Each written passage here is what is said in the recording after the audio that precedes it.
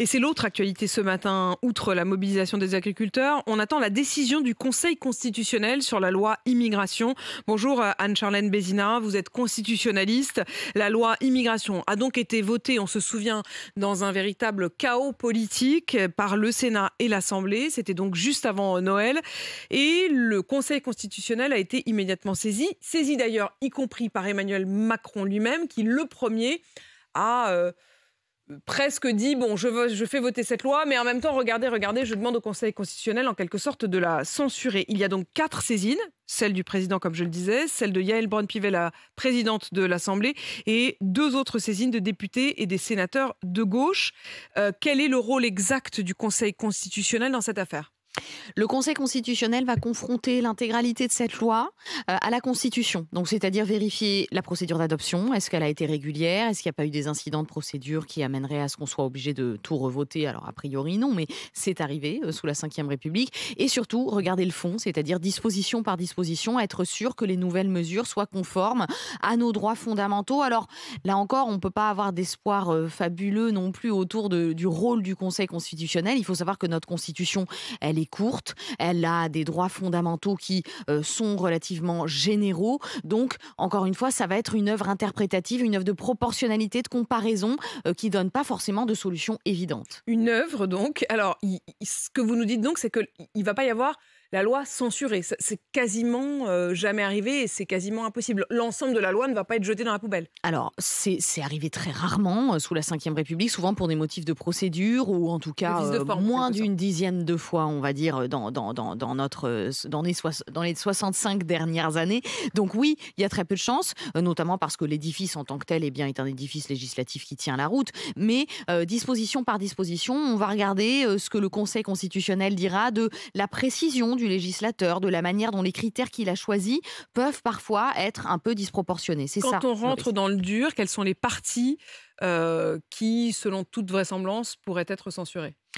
Il y a des doutes sur la caution étudiante. On peut se demander aussi si la pratique de faire voter des quotas par le Parlement, ou en tout cas de le questionner, est vraiment complètement conforme à notre droit d'asile, au principe d'égalité entre les étrangers, au droit du Parlement. Vous avez aussi la restriction du droit du sol dans certaines possibilités, la restriction aussi des regroupements familiaux qui posent des questions par rapport à la vie familiale normale. Le regroupement familial, je précise les choses, il va être durci au sens où on ne pourra pas ramener quelqu'un par principe. Il faudra que des tests de français soient appliqués de manière plus stricte et puis qu'on puisse faire preuve de revenus réguliers et substantiels qui permettent vraiment la venue d'un membre supérieur de la famille. Voilà, alors précisément, c'est vrai que par exemple sur la condition de ressources, il n'y a pas une précision absolue par la loi de ce que sera considéré comme des ressources stables et conditionner justement l'entrée et le séjour à ces conditions-là.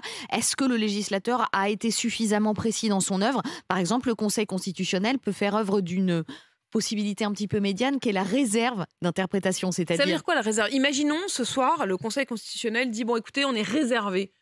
La loi passe quand même, elle est quand même appliquée ? Oui. La loi passe quand même, elle est quand même appliquée, mais ce qu'on appelle les réserves d'interprétation, c'est une manière de cadrer l'application. C'est-à-dire, en gros, cette loi, elle est conforme à telle disposition de la Constitution, mais il faudra l'appliquer de telle manière que ça ne viole pas la liberté d'aller et venir, etc., etc. Donc, c'est une forme de signal d'alarme aux juges de l'expulsion, aux préfets, aux personnes qui auront à appliquer cette loi au quotidien. On a entendu un peu tout et son contraire, notamment sur la question du délai des allocations familiales, qui créerait une sorte de préférence nationale, pour reprendre l'expression du Front National, entre les familles qui vivent en France depuis très longtemps et celles qui viennent d'arriver. Et puis d'autres ont dit non, ça ne pose aucun problème puisque c'est déjà le cas pour le RSA. Je rappelle que le RSA n'est en effet versé que si vous pouvez prétendre avoir été en France depuis plus de 5 ans. Qui dit vrai ? Vous seriez, vous, membre du Conseil constitutionnel aujourd'hui, vous diriez quoi, Anne-Charlène Bézina ? Alors déjà, que ça n'est pas le rôle du Conseil constitutionnel de savoir quel est le délai le plus raisonnable pour être considéré comme justiciable de ces aides-là. Néanmoins, il y a quand même des choses que le Conseil constitutionnel regarde, c'est les discriminations. Et donc, il faut faire attention à ce que quand on discrimine, c'est-à-dire la loi peut discriminer, on peut être traité différemment. Fiscalement, on ne paye pas tous le même impôt, mais il faut le faire avec des critères d'intérêt généraux et est-ce que cette durée de résidence, elle est indexée sur le travail, par exemple? On distingue entre les étrangers qui travaillent et qui ne travaillent pas pour des allocations qui, elles, ne sont pas forcément adossées sur le travail. Je pense notamment à l'allocation personnelle d'autonomie. Est-ce que ça, c'est vraiment cohérent dans l'objectif? C'est ça que le Conseil va regarder. Un mot un peu plus politique, Anne-Charlène Bézina. On a senti, je le disais en préambule, chez Emmanuel Macron ou une partie de la fragile majorité macroniste, presque une forme d'hypocrisie en disant bon, la loi est passée, mais regardez, nous, on n'a pas forcément envie qu'elle passe et donc attendre du Conseil constitutionnel qu'il fasse le boulot que eux n'avaient pas fait en quelque sorte, se cacher ou se mettre derrière le Conseil constitutionnel, derrière une forme de nouvelle justification. Comment vous avez vu ça et est-ce que le Conseil constitutionnel l'a bien vécu, qu'on lui donne ce rôle-là? Alors, moi, je l'ai perçu comme un inédit. Faites le boulot qu'on n'a pas fait, quoi. C'est un véritable inédit. Ça a été un petit peu sous-jacent sur la réforme des retraites où l'index senior, par exemple, était assez critique depuis le départ, mais où les mesures sociales étaient passées de telle manière qu'on avait craint la censure du Conseil constitutionnel au niveau du gouvernement. Et ici, on a même le sentiment qu'en fait, toutes les concessions qui ont été faites... Il souhaite se racheter une forme de vertu par le Conseil constitutionnel. Je me demande si ça n'est pas encore plus insidieux, en se demandant si les accords qui ont été concédés ne l'ont pas été dans une optique purement court-termiste et électoraliste, en se disant de toute façon je fais semblant de concéder, étant donné que le juge constitutionnel passera derrière et que de toute façon tout sera nettoyé.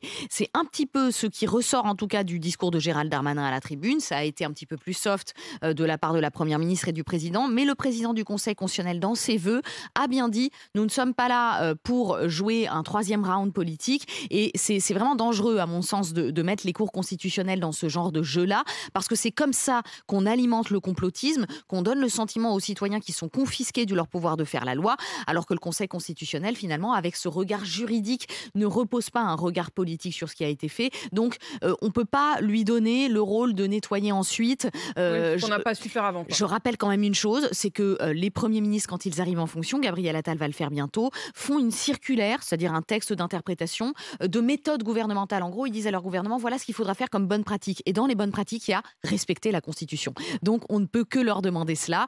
Le président est le garant, c'est l'article 5 de notre Constitution, de la Constitution elle-même. Donc, conservez notre Constitution vous-même. On n'a pas besoin du Conseil constitutionnel pour ça. Il arrive après pour une lecture juridique. Merci Anne-Charlène Bézina pour toute cette lecture. Je le rappelle, vous êtes constitutionnaliste et on attend donc aujourd'hui la décision du Conseil constitutionnel sur cette loi immigration. 7h48.